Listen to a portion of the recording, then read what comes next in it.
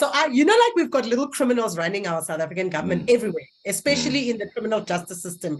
Operative word, criminal, right? In a violent society, you're going to get hurt, especially if you're a woman. If I open a case against a man or even a woman who's involved in very serious organized crime, as is often the case, and you don't have a strong case, the police are not going to protect you, because half the time the police are involved in the further criminalization of the very case, because they sell dockets, they lose dockets. They also do something called, I forget the name, but they archive dockets, right? You know, when they want to lose a docket legally, they just archive it. Wow. I had a case that archive it, like you hid it in the box that's further. Literally archive it. Yeah, you can literally file it, and then they put a.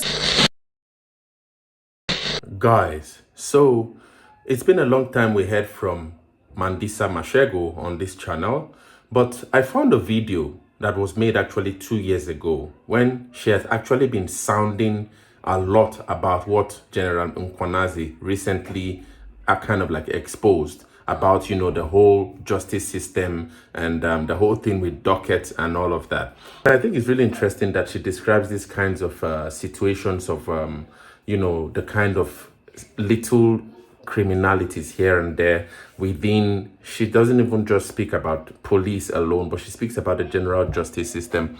And I think this is really something I've been thinking about, especially about, many of our governments in African countries. You see, the whole thing about how it is that corruption seeps into many spheres of government, the public space, the public sphere, and what can be done to really bridge that window or that gap, so to speak. And so I think she really exposes a lot. She's actually trying to really foreground her argument within the period she was in the EFF and the time when the VBS issue actually took root before it got exposed with the affidavits by that Matotsi and all of that. She's actually speaking about the cases she actually brought to the fore, the kind of cases she opened, and how sometimes the processes with which she realized that some dockets disappeared, just like exactly how General Mkwanazi argued that some dockets were actually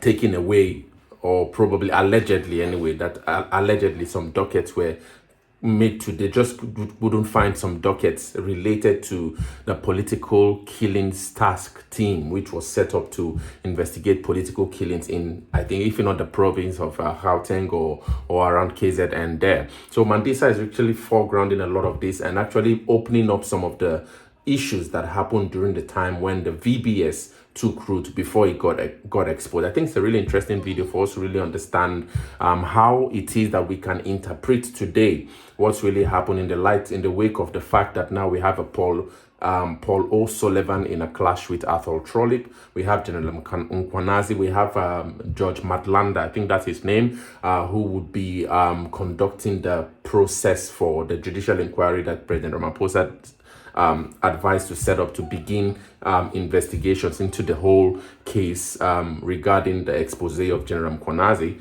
Really, really intense, really interesting, really captivating video. Mashego here exposing the justice system in South Africa and arguing that this is actually where she got me, that the government has these little criminals really governing several things within the government. Yeah. Really. Where were you when VBS happened? I was there.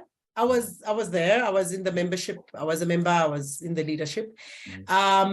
And my biggest disappointment with VBS, because I was asked about it, I think it was a couple of TV channels. They asked me and they said to me, what do you think should happen? I'm like, the fact that you're asking me this question is highly dysfunctional. I don't understand in South Africa why corruption and crime is politicized. If I steal anything, I should be arrested. Anybody who steals anything should be arrested, let alone a crime of such magnitude. But the media just asked questions. They're not people who arrest. The people fine, who arrest, we know that the wrong questions. Listen, the media asks the wrong questions. Okay. I asked them, I said to them, what do you want me to say? Let's discuss, because I knew they wanted a sensational discussion about the people who were implicated that I happened to be colleagues of. Right. Right? And I said, I don't know what you want me to say. I don't understand why in South Africa there needs to be permission given for people to be arrested. It's a very simple, I think it's very, I looked at the entire thing, and it's not just VBS, by the way. There's a whole lot of, very strong allegations out there about all sorts of people in this country, not just people I happened to be, members of a political party with, who have been, and when let's say you read an investigative piece that's written and you look at the likelihood of the evidence that is detailed there, you're like, wow, this kind of evidence is the kind of evidence that is enough for you to just be called in and questioned, right? Yeah. People don't get called in and questioned. There's basically no arrest.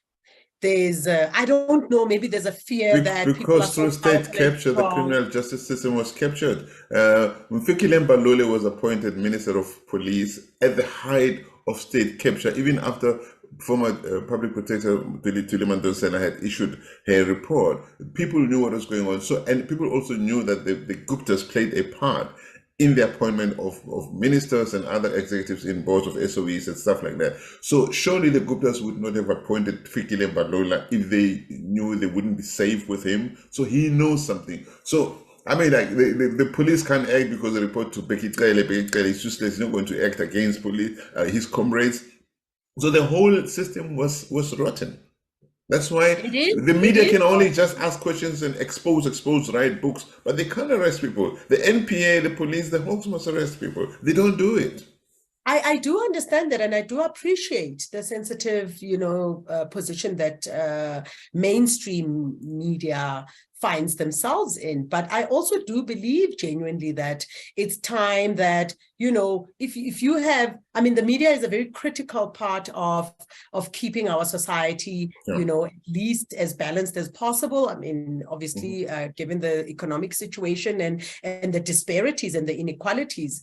But I do believe that sometimes, calling a Mandisa and asking her, so what do you think of this crime? It's really borders on sensationalism and a little bit of, I'm not sure, for me, it was a very suspicious question. Okay. I was called in and I was really ambushed with questions about VBS, this, VBS, that. And they asked me, so what do you think should happen to so-and-so, considering there are such strong allegations? I said, well, what would you suggest should happen to me if those allegations were made against me, or let's say my mother, or my sister? Right. Well, what would you as a journalist want to see happen? Because what you want to see happen is exactly what I want to see happen. And if it doesn't happen, what does it mean, right?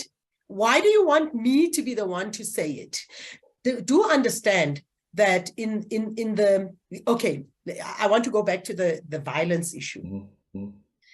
There was outright violence I was exposed to more times than I cared to talk about. And so there was a direct and real danger to my life. But because I, held on so strongly to the belief that I really could make a change, that I actually believed that if I worked honestly, as I always do, I mean, I've never in my life had allegations anywhere I worked of any kind.